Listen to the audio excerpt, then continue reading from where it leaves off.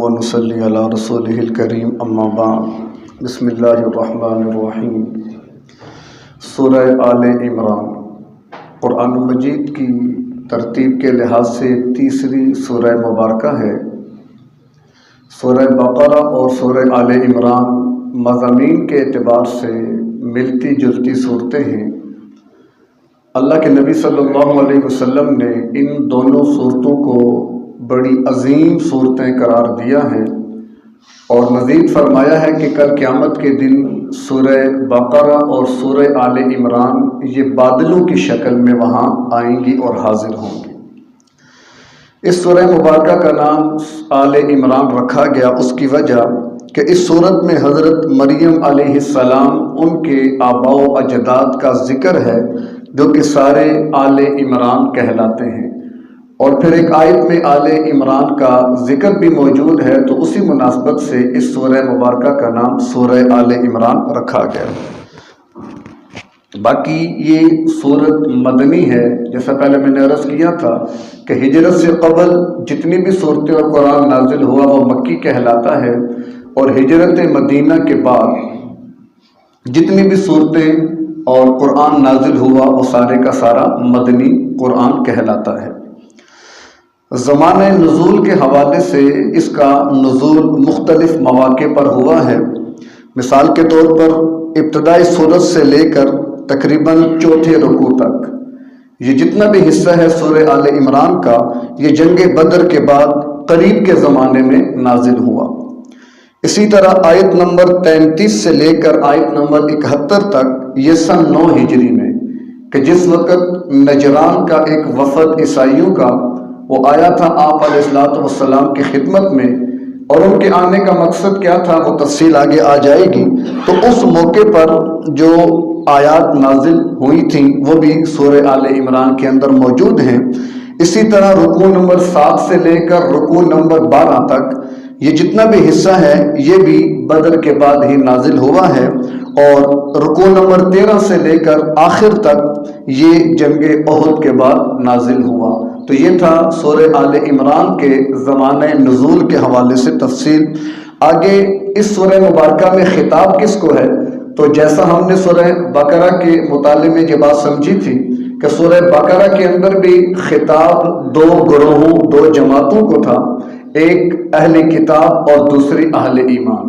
پھر اہل کتاب کے اندر چونکہ دو طبقے آتے ہیں، ایک یہود کا اور ایک نصارہ کا، تو سورہ بقرہ میں زیادہ تر خطاب یہود سے تھا، جبکہ سورہ آل عمران کے اندر زیادہ جو خطاب ہے وہ نصارہ سے ہے، اور ساتھ ساتھ اہل ایمان کو بھی اس میں خطاب کیا گیا۔ اور نصارہ کے جیسے یہود کے حوالے سے ہم نے وہاں پر پڑھا تھا ان کی اخلاقی گراوٹ، اعتقادی گمراہیاں، خرابیاں، ایسے ہی نصارہ کے اندر بھی یہ ساری کی ساری چیزیں موجود تھیں، تو ان کو تنبیہ کی گئی کہ تم اللہ کے نبی اور اس کی کتاب قرآن پر ایمان لے آؤ، یہی اصل دین ہے، اس کو چھوڑ کر تم جس بھی راستے پر چلو گے وہ گمراہی کا راستہ ہے۔ اور اس کے مقابلے میں دوسرا گروہ اہل ایمان کا، کہ جس کو تحویل قبلہ کے بعد اللہ نے امت مسلمہ ہونے کا اعزاز دیا، کہ جس وقت قبلے کی تبدیلی کا حکم آیا تھا تو اسی وقت بنی اسرائیل کو بھی منصب امامت سے معزول کر کے امت مسلمہ کو تمام امتوں کی امامت کا درجہ دے دیا گیا تھا۔ تو گویا کہ اب وہ ذمہ داری جو بنی اسرائیل پر تھی جس کو وہ ادا نہ کر سکے، اے امت مسلمہ اب وہ ذمہ داری تمہارے سر پہ آ رہی ہے، لہٰذا اب تم حق کے علمبردار ہو، اور اسی طرح دنیا کی اصلاح کا ذمہ بھی اب تمہارے اوپر ہے۔ لہٰذا اس سلسلے میں پھر اللہ تبارک و تعالیٰ نے اہل ایمان کو مزید ہدایات بھی دی، اور ساتھ ساتھ سابقہ امتوں کی جو اخلاقی اور اعتقادی کمزوریاں اور برائیاں تھیں، پھر ان کی وجہ سے ان پر جو عذاب آئے وہ واقعات بھی اللہ نے سنائے، تاکہ اہل ایمان اس سے عبرت حاصل کر کے اپنی ذمہ داری کو اچھے طریقے سے ادا کر سکیں۔ آگے ہے سورہ آل عمران کا تاریخی پس منظر، کہ کون سے حالات میں یہ سورہ مبارکہ نازل ہوئی۔ یہ بات تو طے ہے کہ مکی دور میں اس سورہ کا نزول نہیں ہوا بلکہ مدنی دور میں ہوا، اور مدنی دور جو تھا وہ دور تھا کہ جب اسلام کے اوپر جو حالات آئے تھے وہ کم ہو رہے تھے اور اسلام پھیل رہا تھا، طاقتور ہوتا جا رہا تھا۔ تو سورہ بقرہ کے اندر جیسے ہم نے یہ بات کل سمجھی تھی، جہاں اللہ نے 5 ہدایات دی تھی اہل ایمان کو کہ تم نے اسلامی ریاست قائم کر لی ہے، اب تمہارے ذمے فلاں فلاں کام، اس میں ایک ہدایت یہ بھی تھی کہ تم نے ریاست قائم کر لی، لہٰذا اب باطل قوتیں تمہیں ختم کرنے کے لیے آئیں گی، تو لہٰذا تم نے صبر اور استقامت کا مظاہرہ کرنا ہے۔ وہاں پر تنبیہ تھی، آنے والے حالات سے باخبر کیا گیا تھا، اور سورہ آل عمران ان حالات میں آئی کہ جب وہ حالات پیش آ چکے تھے۔ پھر سورہ آل عمران کا نزول ہوا تھا، اور اس کا پس منظر کے سن 2 ہجری میں، یعنی ہجرت کے 1 سال کے بعد سن 2 ہجری میں غزوہ بدر پیش آیا۔ ماہ رمضان کا ہی مہینہ تھا، اور اسی مہینے میں حضرات صحابہ کو بدر کے مقام پر جا کر کفار سے جنگ کرنی پڑی۔ اب جس وقت بدر کے اندر اللہ نے اہل ایمان کو فتح دی، تو اس فتح کی وجہ سے جو باقی قوتیں تھیں باطل، خواہ وہ یہود تھے، خواہ وہ نصارہ تھے، خواہ وہ مشرکین عرب تھے، ان کو بڑا کھٹکا ہوا کہ یہ کوئی عام یا معمولی واقعہ نہیں ہے، یہ غیر معمولی واقعہ ہے کہ عرب سے بے سر و سامانی کے عالم میں اور مکہ سے بے سر و سامانی کے عالم میں نکلنے والے لوگ فاتح بن گئے۔ مشرکین عرب 70 بڑے بڑے سردار مار دیے، تو اس کی بنیاد پر حالات کشیدہ ہو گئے کہ اب تو یہ معاملہ بڑھتا چلا جا رہا ہے، اب تو ہمیں بھی خطرات لاحق ہو جائیں گے، تو لہٰذا مخالفت بڑھ گئی، باطل قوتیں اور کفریہ طاقتیں وہ ساری جمع ہونے لگی۔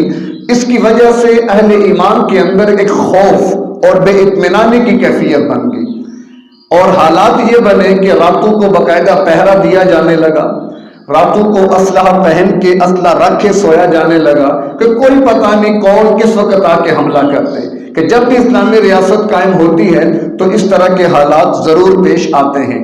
دوسری طرف یہود کہ جن سے اللہ کے نبی صلی اللہ علیہ وسلم نے مدینہ میں آنے کے بعد معاہدہ کر لیا تھا، جس کو میثاق مدینہ مشہور ہے نام دیا جاتا ہے، ان یہود نے اس معاہدے کی پاسداری نہیں کی، اندرون خانہ وہ سازشوں میں لگے رہے۔ ان میں قبیلہ بنو قینقاع کا جن کا تعارف گزر چکا ہے، انہوں نے زیادہ شرارت کی، زیادہ حالات کو خراب کیا۔ ایسے ہی یہود میں کعب بن اشرف یہودی، اس نے تو حد ہی پار کر لی۔ تو ان شرارتوں کی بنیاد پر آپ صلی اللہ علیہ وسلم نے بنو قینقاع کو مدینہ کے اطراف سے نکال دیا۔ ان کے نکالنے کی وجہ سے ان کے غصے میں اور اضافہ ہو گیا، ظاہر ہے وہ طیش میں آ گئے، اور کفار کے ساتھ انہوں نے ساز باز کر کے گویا کہ بدر میں شکست وہ کھا چکے تھے، اور عرب کے مکہ کے اندر بھی صف ماتم بچھی ہوئی تھی کہ ہمارے 70 سردار مارے گئے، وہ گویا کہ انتقام کی آگ میں جل رہے تھے۔ ادھر وہ حالات تھے، ادھر کفر سارا جمع ہو رہا تھا، تو لہٰذا اسی کے پس منظر میں پھر سن 3 ہجری میں غزوہ احد پیش آ گیا کہ سورہ آل عمران میں غزوہ احد کے بارے میں بڑی تفصیل سے بیان کیا گیا۔ پس منظر اس کا مختصر سا یہ ہے کہ بدر کی شکست وہ ان کے لیے نہ ہضم ہونے والی چیز تھی، اور انہوں نے سارے مکہ میں اعلان کیا کفار نے کہ سارے اپنا اپنا مال لے کر آؤ، ہم اس سارے مال کو مسلمانوں کے خلاف جنگ میں استعمال کریں گے۔ اس بنیاد پر تقریباً 3000 کا لشکر تیار ہو کر، جس میں یہود بھی اور منافق بھی سارے آپس میں جمع ہو گئے، مدینے کی طرف حملے کا ارادہ کیا۔ ادھر سے آپ صلی اللہ علیہ وسلم نے صحابہ سے مشاورت کی، پھر اس کے بعد مدینہ سے نکل کر احد کے مقام پر وہاں پر جنگ پیش آ گئی۔ 1000 کا لشکر مدینہ سے چلا تھا، لیکن 300 منافقین جو تھے وہ پیچھے چلے گئے، کیونکہ اختلاف رائے ہوا تھا۔ آپ علیہ السلام چاہتے تھے کہ مدینہ کے اندر رہ کر لڑائی کی جائے، لیکن جو صحابہ تھے وہ جوش ایمان میں کہ ہم گھر میں نہیں، گھر سے نکل کے ان کا مقابلہ کریں گے، تو آپ علیہ السلام نے فرمایا کہ ٹھیک ہے۔ عبداللہ بن ابی منافق کی رائے بھی یہ تھی کہ مدینہ میں رہ کے لڑا جائے، لیکن جب آپ علیہ السلام زرہ پہن کر ارادہ کر چکے کہ اب ہم نے باہر جا کے لڑنا ہے، تو لہٰذا اب وہ بھی مجبور ہو کر چل پڑے۔ لیکن بعد میں انہوں نے یہ نقطہ اعتراض اٹھا دیا، جب ہماری بات نہیں مانی تو ہم پھر کیوں لڑیں، لہٰذا وہ 300 افراد کو لے کر وہاں سے واپس چلا گیا، تو 700 افراد وہاں پر پہنچے۔ مختصر یہ کہ جنگ ہوئی، ابتدا میں تو اللہ نے فتح سے ہمکنار کیا اور دشمن بھاگنے لگا۔ درے کے اوپر جہاں عبداللہ بن جبیر رضی اللہ تعالی عنہ کی امارت میں 50 تیر انداز مقرر کیے گئے، جن کو آقا علیہ الصلوۃ والسلام نے فرمایا تھا جب تک میں تمہیں حکم نہ دوں درے سے نیچے نہیں اترنا، خواہ تم دیکھو کہ ہمیں مار دیا گیا، ہماری لاشوں کی بے حرمتی ہو رہی ہے، لیکن تم نے نیچے نہیں اترنا۔ لیکن جب دیکھا نا کفار بھاگ رہے ہیں تو ان کے درے پہ موجود لوگوں کا آپس میں اختلاف ہو گیا۔ آدھے لوگ کہنے لگے کہ آؤ ہم بھی چلتے مال غنیمت جمع کرتے ہیں۔ امیر نے کہا کہ نہیں، اللہ کے محبوب پیغمبر نے کیا فرمایا تھا کہ میری اجازت کے بغیر نہیں اترنا، لہذا تم کو یہاں پر رہنا پڑے گا۔ اختلاف رائے ہوا، انہوں نے امیر کی اطاعت نہیں کی، اکثریت وہاں سے اتر گئی۔ چند صحابہ عبداللہ بن جبیر کے ساتھ وہاں پر رہے۔ خالد بن ولید رضی اللہ تعالی عنہ جو اس وقت مسلمان نہیں تھے، انہوں نے جب درہ خالی دیکھا تو پلٹ کر گھڑ سواروں کے ساتھ مسلمانوں پر ایسا حملہ کیا کہ پھر اس کے بعد جنگ کا پانسا بدل گیا۔ اللہ کے محبوب پیغمبر بھی زخمی ہوئے، کئی صحابہ وہاں پر شہید ہوئے، اور ساری بازی گویا کہ الٹ جاتی ہے۔ تو اللہ تبارک و تعالیٰ نے اس واقعے کو بھی بیان فرمایا، کمزوریاں بھی سامنے رکھی، اور ساتھ یہ بھی فرما دیا کہ اے نبی ان صحابہ کو کہ جن سے لغزش ہو گئی آپ معاف کر دیجئے، وَشَاوِرْهُمْ فِي الْأَمْرِ، اور ان کے ساتھ مشورہ کرتے رہیے کہ میں نے بھی انہیں معاف کر دیا ہے۔ بعض لوگوں نے ان واقعات کو لے کر حضرات صحابہ پر بڑی تنقید کی ہے، لیکن جب اللہ فرما رہے کہ میں نے معاف کر دیا، اے نبی آپ بھی معاف کر دیں، تو پھر کسی اور کو حق کیسے دیا جا سکتا ہے کہ وہ حضرات صحابہ پر انگلی اٹھائے یا ان پر تنقید کرے؟ تو یہ حالات تھے، یہ واقعات تھے کہ جن کے تناظر میں یہ سورہ آل عمران نازل ہوئی۔ اسی طرح اس میں حضرت مریم علیہ السلام کا واقعہ بھی ہے کہ ان کی والدہ نے نظر مانی تھی کہ ویسے اس دور میں یہ ہوتا تھا کہ حمل اگر بیٹا ہو یا حمل کی نیت کر لی جائے کہ ہم اس کو اللہ کے لیے وقف کریں گے تو بیٹے کی ولادت ہوتی تھی، لیکن ان کی والدہ نے نظر مانی تو بیٹی پیدا ہو گئی۔ تو کہا کہ اب میں کیا کروں، لیکن نظر مانی ہوئی تھی تو لہٰذا بیٹی کو لے کر آپ بیت المقدس میں آ گئی کہ ان کے والد عمران وہاں پر امام تھے لیکن وہ وفات پا چکے تھے۔ تو وہاں جو موجود عملہ تھا انہوں نے کہا کہ یہ عمران کی بیٹی ہے، ہم اس کی کفالت کے لیے تیار ہیں۔ اور انہیں میں حضرت زکریا علیہ السلام جو کہ حضرت مریم کے رشتے میں خالو لگتے تھے کہ حضرت مریم کی والدہ کی بہن حنا وہ زکریا علیہ السلام کے نکاح میں تھی، اور ویسے بھی خالہ ماں کے مقام پہ ہوتی ہے، تو زکریا علیہ السلام نے اس بنیاد پر کہا اس کی کفالت میں کروں گا، لیکن اس کو نہ مانا گیا۔ بالآخر قرآن اندازی طے ہوئی، اور قرآن اندازی بھی کیا کہ نہر اس طرح چل رہی ہے، سارے اپنا اپنا قلم دریا میں ڈالو، جس کا قلم مخالف سمت پہ چلے گا وہی ان کی کفالت کرے گا۔ سب نے اپنے قلم ڈالے تو زکریا علیہ السلام کا جو قلم تھا مخالف سمت پہ چل پڑا، تو لہٰذا پھر اس معاہدے کی بنیاد پر وہ کفالت کے ان کے اندر آ گئی، اور انہوں نے ان کی بڑی اچھی تربیت فرمائی۔ جیسے قرآن میں آتا ہے کہ وہ جب بھی وہاں جاتے، حالانکہ جب جاتے تو دروازہ بند کر کے جاتے، واپس آتے تو وہاں پر دیکھتے کہ پھل پڑے ہوئے ہیں، اور پھل بھی وہ جو بے موسم کے تھے۔ تو انہوں نے پوچھا کہ یہ کہاں سے آئے، تو انہوں نے جواب دیا کہ اللہ کی طرف سے۔ بعض علماء نے اس کی تعبیر یہ بھی لکھی ہے کہ وہ گفتگو ایسی کیا کرتی تھی کہ جو بڑی عجیب اور غریب ہوتی تھی، ان کی عمر سے بہت بڑی گفتگو۔ تو کہا کہ بے موسم کا پھل، کیا مانا کہ ابھی آپ کی اتنی عمر نہیں جتنی آپ گفتگو کرتی ہیں، تو یہ کہاں سے کر لیتی ہیں؟ تو کہا کہ یہ اللہ کی طرف سے ہے۔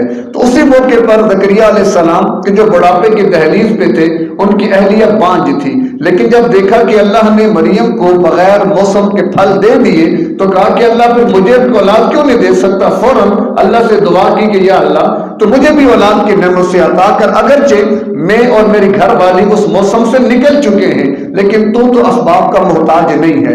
یہاں سے اتنی بات سمجھ میں آتی ہے کہ اولاد دینا یا نہ دینا اختیار کس کا ہے؟ اللہ کا۔ اللہ کے ماں سوا کوئی کسی کو اولاد نہیں دے سکتا۔ ہمارے معاشرے میں بعض قبریں، بعض دربار، بعض مزار ایسے مشہور ہیں کہ جن کی اولاد نہیں ہوتی، وہ وہاں چلے جائیں تو ان کو اولاد ملتی ہے، فلاں پیر سے مانگے تو اولاد ملتی ہے۔ پیغمبر سے بڑا پیر کوئی نہیں ہوتا دنیا میں، کہ جب پیغمبر کی اولاد نہیں ہوئی، ہنالک دعا زکریا ربہ، تو وہاں پر پھر زکریا نے رب کو پکارا کہ یا اللہ تو مجھے بھی اولاد دے۔ تو اللہ تبارک و تعالیٰ نے خوشخبری سنائی کہ ہم آپ کو اولاد کی نعمت عطا فرمائیں گے۔ تو یحییٰ علیہ السلام بطور اولاد اور بیٹے کے ان کو عطا کیے گئے۔ تو بہرکیف عقائد کی اصلاح بھی بہت ضروری ہے، اور تو یہ کچھ واقعات تھے کہ جن کے ضمن میں یہ آپ سمجھ لیں کہ سورہ آل عمران آئیے مختلف مضامین، یعنی کچھ بدر کے بعد کے حالات، کچھ احد کے حالات، اور اسی طرح حضرت مریم علیہ السلام کا واقعہ، اور تقریباً زیادہ خطاب نصارہ سے ہے کہ جیسے وہاں بنی اسرائیل سے خطاب تھا کہ اللہ کے نبی صلی اللہ علیہ وسلم موسیٰ علیہ السلام کے دور میں نہیں ہے، 2000 سال کا عرصہ بیت چکا ہے، اس کے باوجود وہ تمہیں صحیح خبر دے رہے ہیں۔ یہ اس بات کی دلیل ہے کہ یہ خبریں خود سے نہیں دے رہی، کوئی ہے ایسی ہستی جو ان کو 2000 سال پہلے کے بھی حالات بتا رہی ہے، تو یہی ان کے نبوت پر بہت بڑی دلیل۔ ایسے ہی عیسیٰ علیہ السلام کے حوالے سے جتنے بھی تفصیلات تھیں وہ آپ علیہ السلام نے بیان فرمائی کہ جن کا تذکرہ سورہ آل عمران کے اندر موجود ہے۔ آگے ہے مضامین اور اس میں مباحث، تو کل 4 مضمون سورہ آل عمران کے اندر بیان کیے گئے۔ نمبر 1 توحید، نمبر 2 رسالت، نمبر 3 جہاد، اور نمبر 4 انفاق فی سبیل اللہ۔ یہ 4 موضوعات ہیں کہ جو بیان کیے گئے اور انہی عنوانات کو دلائل کے ساتھ ثابت کیا گیا۔ آگے مضامین کی تقسیم ہے، تو اس میں سورہ آل عمران کے 3 حصے کیے مفسرین کرام نے کہ پوری سورت کے 3 حصے ہیں۔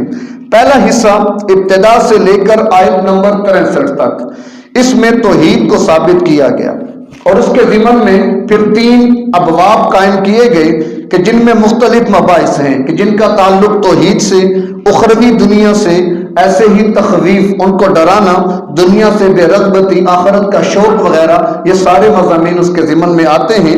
دوسرا حصہ آیت نمبر 64 سے لے کر آیت نمبر 101 تک ہے، اس میں رسالت کو ثابت کیا گیا اور اہل کتاب کی چند خرابیاں بھی اس کے ضمن میں بیان کی گئیں، کہ جیسے پیروں اور علماء کو خدا کا درجہ دینا، کہ جس چیز کو پیر یا علماء حلال کرتے اس کو حلال جانو، جس کو حرام کرتے اس کو حرام جانو، کہ جیسے اتخذوا احبارهم ورهبانهم اربابا من دون اللہ، کہ ان لوگوں نے اپنے پیروں کو اور اپنے علماء کو اللہ کے ماں سوا رب بنا لیا۔ یہ کیا مطلب؟ کہ بس ان کے کہنے پر چلتے، جس کو وہ حلال کہتے یہ حلال سمجھتے، جس کو وہ حرام کہتے یہ حرام سمجھتے۔ جیسے ہمارے معاشرے میں بھی پیری مریدی کے عنوان پر یہ بہت ساری کوتاہیاں ہو رہی ہیں، اگرچہ پیری مریدی کی بری چیز نہیں ہے۔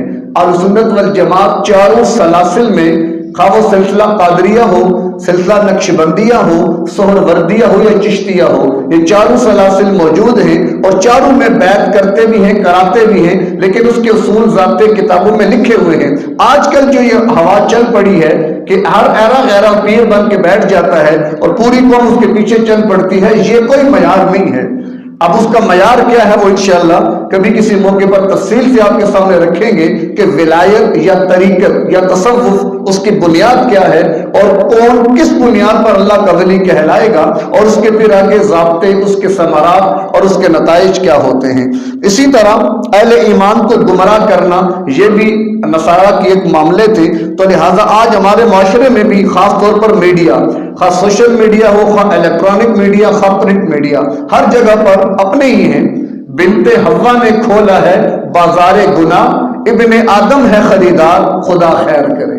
یہ حالات ہیں کہ ناچنے والے بھی مسلمان، نچوانے والے بھی مسلمان، تو گمراہی کو کتنا عام کیا جا رہا ہے۔ یہ وہ خرابیاں ہیں جو نصارہ کی اللہ نے قرآن میں بیان فرمائی تھی۔ اسی طرح اللہ کی آیات کا انکار کرنا، اس کے بارے میں بھی سورہ آل عمران میں تفصیلات مذکور ہیں۔ آیات کا ایک تو انکار ہے اعتقاد پر کہ میں مانتا ہی نہیں ہوں یہ قرآن کی آیت، جاؤ لے جاؤ، یہ تو کفر ہے۔ اور ایک انکار کیا ہے کہ احکامات کو نہ ماننا، نماز پڑھنے کا حکم ہے ہم نہیں پڑھتے تو یہ انکار ہے، روزہ رکھنے کا حکم ہے ہم نہیں رکھتے یہ انکار ہے، عورتوں کو پردے کا حکم دیا گیا اگر عورت پردہ نہیں کرتی تو یہ انکار ہے۔ تو لہٰذا یہ کام وہ لوگ بھی کیا کرتے تھے۔ ایسے ہی حق اور باطل کو آپس میں خلط ملط کر دینا، گڈ مڈ کر دینا، جیسے آج کل ہمارے ممبر و محراب سے ایسا ہوتا ہے کہ مولوی صاحب بیٹھے بات کرنے کے لیے عوام کے مزاج کو دیکھا، حق اور باطل کو ایسے گڈ مڈ کر کے پیش کر دیا کہ واہ واہ بھی ہو گئی اور جیب بھی بھر گئی اور پیٹ کا بھی سامان ہو گیا۔ کیوں؟ اگر ایک طرف کی بات کریں گے جو حق ہوگی تو شاید 10 میں سے 9 مخالف ہو جائیں، لہٰذا ہم نے مخالفت نہیں پالنی، ہم نے سب کو لے کے چلنا ہے۔ لیکن میں نے یہ عرض کیا کہ یہ شریعت کا مزاج نہیں ہے۔ شریعت کا مزاج کیا ہے کہ اللہ، اس کے نبی اور شریعت کو لے کر چلو۔ اس کی بنیاد پر اگر ساری دنیا بھی مخالف ہوتی ہے تو تمہیں پرواہ نہیں کرنی چاہیے۔ کیوں؟ حق جو ہے اس کے بارے میں کوئی کمپرومائز نہیں ہے۔ تو اس کو یعنی حق اور باطل کو خلط ملط کرنا، اس کو اللہ نے مذمت کے طور پر بیان فرمایا ہے۔ اور اسی طرح اس کا تیسرا حصہ جو آیت نمبر 107 سے آخر سورت تک ہے، اس میں جہاد اور انفاق فی سبیل اللہ کا بیان کیا گیا۔ اسی کے ضمن میں 2-3 مباحث اور بھی ہیں، جن میں ایک تو ذالک من انباء الغیب نوحیہ الیک وما کنت لدیہم اذ یختصمون، یعنی یہاں پر علم غیب، اس کے بارے میں اللہ تبارک و تعالیٰ نے فرمایا ہے کہ یہ جتنے بھی میں آپ کو حالات اے نبی سنا رہا ہوں، یہ غیب کی خبریں ہیں کہ جن کے بارے میں آپ کو علم نہیں تھا۔ یعنی یہاں پر یہ بات سمجھتے جائیں، ایک ہوتا ہے علم غیب اور ایک ہوتا ہے خبر غیب، ان دونوں میں بڑا فرق ہے۔ علم غیب وہ ہوتا ہے کہ جو کسی بھی ذات کو کسی بھی واسطے کے بغیر حاصل ہو، وہ علم غیب ہوتا ہے، یعنی جو علم کسی واسطے کا محتاج نہ ہو، تبھی تو غیب کا علم کہلائے گا نا۔ جبکہ خبر غیب کہ جب درمیان میں واسطہ آ جائے، تو اس معنی کے لحاظ سے عالم الغیب ذات صرف اللہ کی ہے۔ ہاں، انبیاء نے غیب کی خبریں ضرور دی ہیں، لیکن غیب کی خبر کی بنیاد پر کسی کو عالم الغیب قرار دینا یہ جہالت اور حماقت ہے۔ کیوں؟ لفظ علم اور لفظ غیب پورے قرآن میں اکٹھے جہاں بھی آئے ہیں وہ صرف اللہ کے لیے آئے ہیں۔ اللہ کے غیر کے لیے اگر لفظ علم آیا ہے تو وہاں سے لفظ غیب کو ہٹا دیا گیا۔ وَعَلَّمَكَ مَا لَمْ تَكُنْ تَعْلَمْ، اے نبی ہم نے آپ کو سکھایا وہ جو آپ نہیں جانتے تھے۔ گویا کہ آپ علیہ السلام پر بھی ایک دور ایسا گزرا ہے کہ جس دور میں آپ نہیں جانا کرتے تھے۔ حالانکہ عالم الغیب وہ ہوتا ہے جس کو ازل سے لے کر ابد تک ہر چیز کا علم ہو، وہ عالم الغیب ہوتا ہے۔ جبکہ قرآن تو بار بار کہہ رہا ہے لم تعلم، آپ نہیں جانتے تھے۔ جب اللہ فرما رہے ہیں کہ نہیں جانتے تھے، لیکن بندہ کہتا ہے نہیں جی نہیں آپ جانتے تھے، قرآن کا انکار لازم آیا کہ نہیں؟ اسی وجہ سے بعض علماء نے یہ لکھا ہے، بعض علماء نے، کہ اگر اللہ کے غیب کے لیے علم غیب کو ثابت کیا جائے گا تو یہ کفر تک پہنچا سکتا ہے۔ کیوں؟ اس میں بہت سی آیات قرآنیہ کا انکار لازم آتا ہے۔ ایسے ہی وما کنت لدیہم، اے نبی آپ وہاں پر حاضر نہیں تھے کہ جس وقت انہوں نے کلمے اس نہر کے اندر ڈالی تھی۔ تو گویا کہ آپ کے حاضر ناظر ہونے کی بھی یہاں پر نفی ہو رہی ہے، کیونکہ حاضر وہ جو موجود ہو، ناظر پھر دیکھ بھی رہا ہو۔ اور یہ صفت کہ ہر وقت ہر جگہ حاضر اور ہر جگہ ناظر، وہ صرف اللہ کی صفت ہے، اللہ کے ماں سوا کسی کی یہ صفت نہیں ہے۔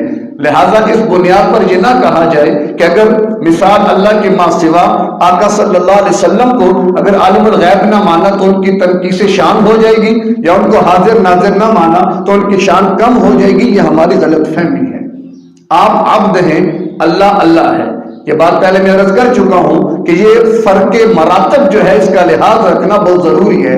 کہیں پر بھی آپ جب سرحد کو عبور کریں گے، دنیا کا بھی قانون کیا ہے، آپ بارڈر کراس کریں گے تو آپ کو شوٹ بھی کیا جا سکتا ہے۔ تو اللہ نے بارڈر مقرر کیے ہیں ہر چیز کے، اور ان کو کراس کرنے سے اللہ نے سختی سے منع فرمایا ہے۔ تو لہٰذا اپنے عقائد کی اصلاح قرآن و سنت کی روشنی میں بہت ضروری ہے۔ دوسری چیز نزول عیسیٰ اور حیات عیسیٰ، یہ بھی سورہ آل عمران میں ثابت ہے کہ عیسیٰ علیہ السلام آسمانوں پر زندہ ہیں اور قرب قیامت دوبارہ اتریں گے۔ لہٰذا آج بہت سے لوگ اس کا انکار کرتے ہیں، اپنے مسلمانوں میں سے بھی، کہ عیسیٰ علیہ السلام گئے بس ختم ہو گئے۔ ایسی بات نہیں ہے، وہ دوبارہ تشریف لائیں گے۔ اہل سنت والجماعت کا یہ متفقہ عقیدہ ہے۔ اور اسی طرح آخری بات کہ جو آیت نمبر 102-3 میں اللہ نے فرمائی ہے کہ یوم تبیض وجوہ وتسود وجوہ، کل قیامت میں بعض لوگوں کے چہرے روشن ہوں گے اور بعض کے چہرے سیاہ ہوں گے۔ عبداللہ بن عباس رضی اللہ تعالی عنہما اس کی تفسیر میں فرماتے ہیں کہ سفید چہرے والے ہم اہل السنہ، وہ اہل سنت ہوں گے، اور سیاہ چہرے والے ہم اہل البدع والضلالہ، وہ اہل بدعت اور ضلالت ہوں گے کہ جن کے چہرے کل قیامت کے دن کالے ہوں گے۔ اس کے علاوہ بہت ساری تفاسیر اس کے ضمن میں بیان کی گئی ہیں۔ تو خلاصہ ساری سورہ آل عمران کا یہ ہے کہ بنیادی طور پر 4 مضامین ہیں: توحید، رسالت، جہاد اور انفاق فی سبیل اللہ، اور اس کے ضمن میں جتنی بھی تعلیمات کہ جن کی بنیاد پر ہم ان مضامین کو عملی زندگی میں لا سکتے ہیں، وہ ساری تفصیلیں اللہ نے بیان فرمائی ہیں، تو اللہ ہمیں یہ سمجھ کر ان پر عمل کی توفیق عطا فرمائے۔ وآخر دعوانا ان الحمد للہ رب العالمین۔